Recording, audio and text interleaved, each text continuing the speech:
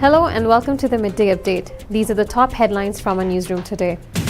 Traveling to Oman, here is a checklist and everything you need to know. Thousands of stranded expats starts returning to the Sultanate. Paid 4 times price of regular ticket to come back to Oman, says an Indian expat. UK records highest daily coronavirus-related death toll since March. Pakistan's economy heading in right direction, says the president. Oman ready to face Japan in FIFA World Cup 2022 qualifier. These were the top headlines from our newsroom today. Let's see how the weather looks like in the Sultanate in our weather update.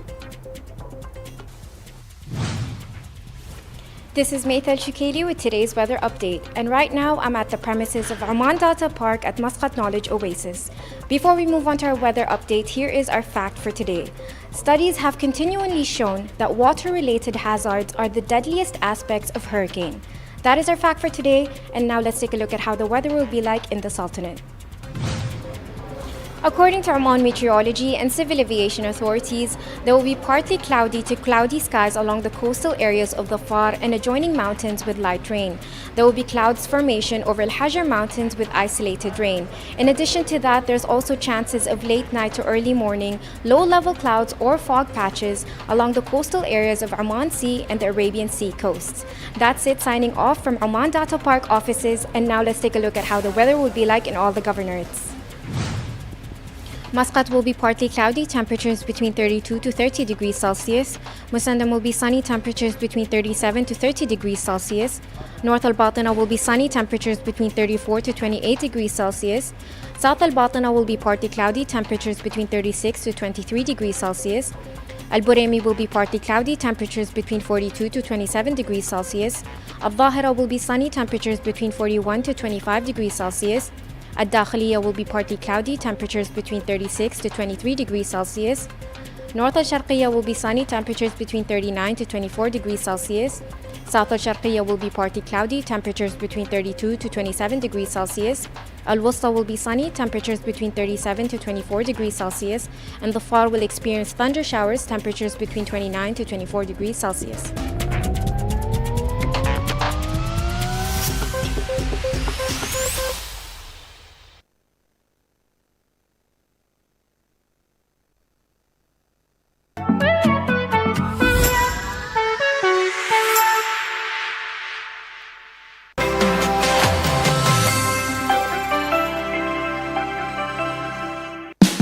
Oman's largest online supermarket now has no minimum order limit. From grocery to household items, Rafiq has everything that you want. Enjoy worry-free shopping with over 8,000 products to choose from and get it delivered straight to your doorstep. Rafiq, you order, we deliver.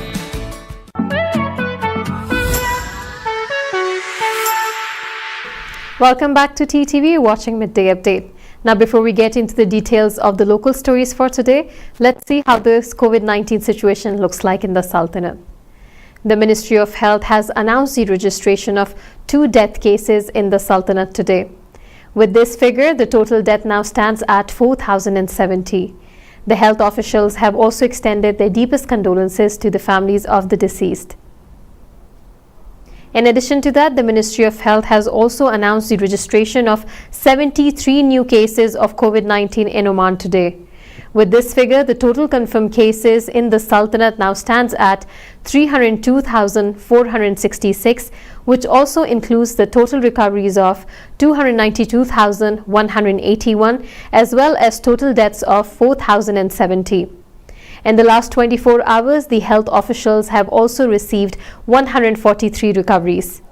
The Ministry of Health has urged all the citizens and residents living in the Sultanate to follow the precautionary measures issued by the Ministry of Health and the Supreme Committee. And now from a local desk. All passengers arriving to Oman who present a pre-travel negative COVID-19 PCR test result are exempted from quarantine, said the Civil Aviation Authority in the country. The CA informed all travelers and airlines operating in Oman on the following update requirements for passengers traveling to the country. 1. All Omani citizens, residents, visa holders, those who do not require a visa to travel to Oman, and those who can obtain a visa upon arrival are allowed to enter Oman in accordance with the pre-pandemic system. 2. Institutional quarantine will continue to apply until further notice to all arrivals from the Republic of Iraq and Islamic Republic of Iran, including Omani citizens arriving from the aforementioned two countries. 3. All passengers arriving to Oman are required to present a COVID-19 vaccine certificate containing a QR code stating that they have received 2 doses of any COVID-19 vaccine approved in Oman. The last dose received should not be less than 14 days ahead of estimated arrival time. 4. All passengers arriving to Oman who present a pre-travel negative COVID-19 PCR test result are exempted from quarantine. The COVID-19 PCR test shall be conducted within 96 hours prior to the scheduled time of arrival in Oman for the international flights of more than 8 hours duration, including transit, and 72 hours for shorter flights. Number 5. All passengers arriving to Oman without holding a negative COVID-19 PCR test are subject to a COVID-19 PCR test upon arrival, whereafter the traveler shall be required to enter mandatory quarantine with electronic tracking bracelet until a negative PCR test result is received. However, in case of a positive PCR test result, the passengers shall be required to undergo mandatory health isolation for 10 days starting from the test date, except that passengers who have recovered from COVID-19 but tested positive on arrival are exempted from health isolation. 6. Before boarding the aircraft, all passengers arriving to the Sultanate are required to complete pre-registration via covid19.emushrif.om and to upload the vaccine certificate as well as the COVID-19 PCR certificate, both containing QR codes. 7. Arriving passengers aged 18 and less are exempted from the requirements of the vaccine and the COVID-19 PCR test. Passengers with health conditions that prevent them from receiving the vaccine, according to an approved medical certificate, are also exempted from presenting vaccine certificates. 8. Arriving passengers shall have international health insurance covering the cost of treatment for COVID-19 for a period of at least 1 month is mandatory except for Omani citizens. 9. Omani citizens and their families and non-Omanis working in public or private units and with valid residency who are not vaccinated in accordance with the item 3 of the circular are allowed to return to Oman and subject to the health requirements issued before 1st September 2021. 10. Diplomats working in foreign diplomatic missions accredited to Oman and visitor diplomats are exempted from the registration in covid19.emushrif.om and from the COVID-19 PCR test. And lastly, 11. Aircrews are subject to the precautionary measure for COVID-19 issued by the Ministry of Health. This decision is effective from Wednesday, September 1st, 2021. Thousands of expatriates from India, Pakistan, Bangladesh, and 18 other countries have started returning to the Sultanate following the lifting of the entry ban that prevented them from coming back. From September 1st onwards, passengers are able to once again fly freely to Oman provided they test negative for COVID-19 ahead of their flight. The 3 nations were among those on Oman's red list on May 24 this year as part of measures to stop the spread of the pandemic. This meant that people who had spent at least 14 days in these countries were not permitted to enter Oman. Representatives of the 3 expat communities in Oman are glad their countrymen can now return. About 10,500 Indians and a further 500 teachers are waiting an early return to Oman. About 5,000 to 7,000 Pakistanis and at least 12,000 Bangladeshis are also waiting. In this context, His Excellency K.K. Ahsanwagan, the envoy of Pakistan to Oman, said a large number of those looking to come back include spouses of expats in Oman as well as Omani parents whose children still hold Pakistani nationality. Every day before the announcement on the lifting of travel restrictions, we used to receive 100 to 200 emails and messages from the community members who were stuck in Pakistan and wished to return back to Oman to resume their jobs or businesses, he said. He also added that I deeply appreciate the decision taken, which will enable Pakistani nationals to return to Oman. I wish to thank the Oman government for lifting the ban and allowing entry of expatriates who were stuck in their respective countries.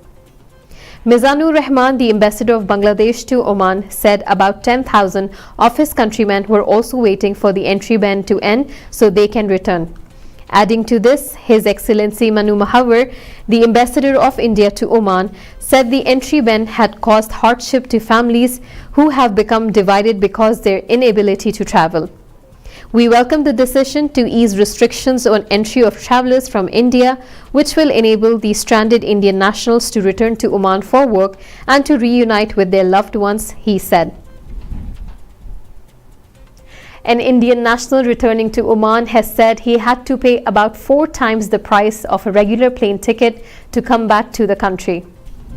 Since September 1, 2021, the ban on passengers entering Oman from certain countries has been lifted, enabling people, some of whom have been away for months, to return, leading to a huge increase in demand, while there are still only a limited number of seats on flights. As a consequence, passengers like Sanjay Shukla have to pay steep amounts to return to Oman. Shukla arrived on one of the first flights arriving in Muscat from Chennai on September 1st, paying a total of more than 260 Omani riyals for his journey. He said that I am from Mumbai, but I could not get a flight out of there as all the planes were fully booked. I therefore booked a connecting flight from Chennai. The leg from Chennai to Oman cost me more than 230 Omani riyals, which is far more than what I would normally pay for, because a ticket from Mumbai to Muscat is ordinarily only about 55 Omani riyals on a budget airline or about 100 Omani riyals on a regular flight. Shukla went to India on April 10 to see his family, 16 days before the entry ban on passengers flying from India, Pakistan and Bangladesh came into effect. He said that he wants to thank the Oman government for allowing us to come back, because many of us have our jobs at stake, which we use to take care of our families back home. This was all from a local desk for today. It's time for us to take a quick commercial break, but stay tuned as we have more updates coming your way from our international desk.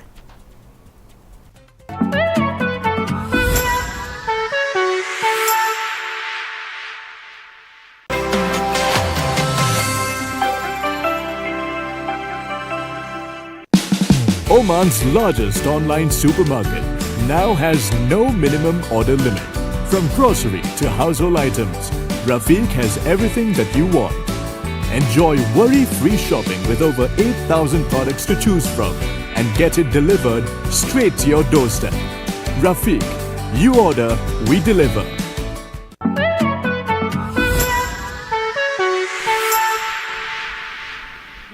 Welcome back to TTV. You're watching Midday Update.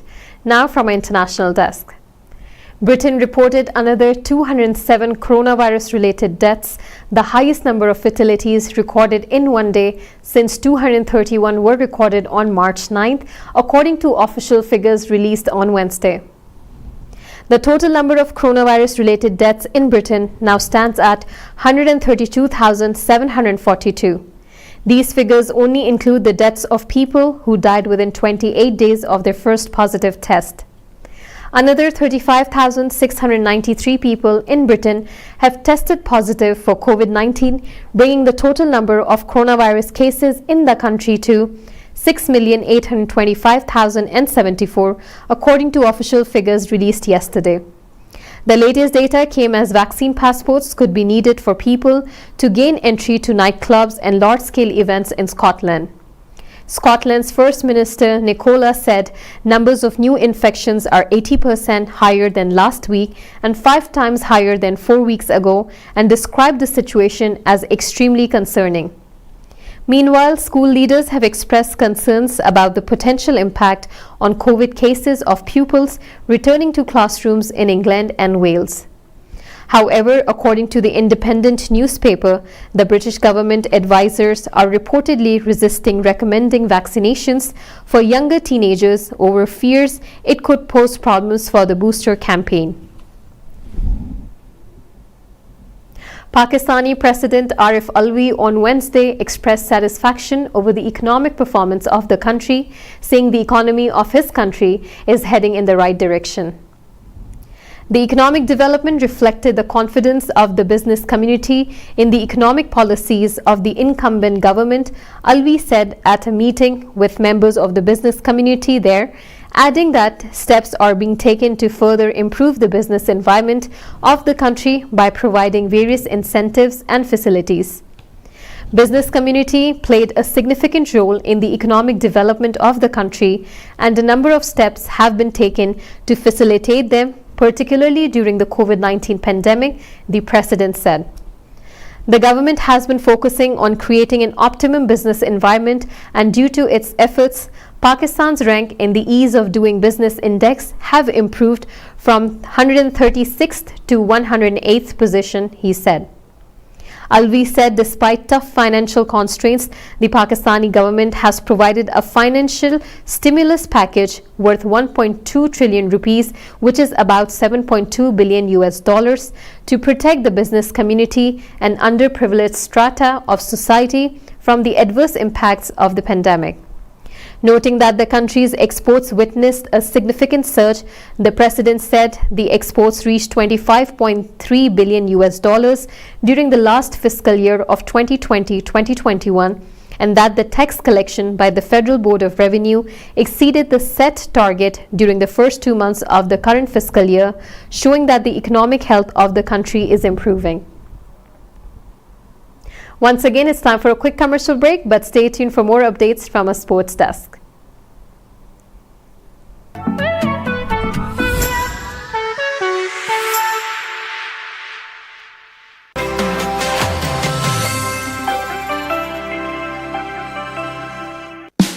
Oman's largest online supermarket now has no minimum order limit. From grocery to household items, Rafiq has everything that you want. Enjoy worry-free shopping with over 8,000 products to choose from and get it delivered straight to your doorstep. Rafiq, you order, we deliver.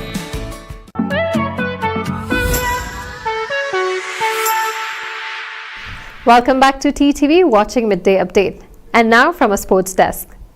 During the press conference held on Wednesday, Branko Ivankovic, coach of the Oman's national football team, reaffirmed the team's readiness for its today's match against Japan. The match is within the Asian qualifiers for Qatar's FIFA World Football Cup 2022. Coach Ivankovic said that it would be a tough match as Japan's team is one of the best Asian teams. We are proud of our participation and presence at this stage amidst a group with teams that have repeatedly participated in the World Football Cups, he said. The team is ready for the match against Japan, he said, adding that the training camp organized in Serbia helped us prepare for this match. National team goalkeeper Faiz Al-Rashidi described the match as very important and that the team would fight all the 90 minutes of the match. He said that Japan's team has professional players who play in the European football leagues. With this news, we have come to the end of the episode for today, but stay tuned as we'll be coming back next week with more updates and latest news your way. Keep watching and stay tuned to TTV. You've just heard the live feed from the TTV studios on TFM 95.4. Let's talk.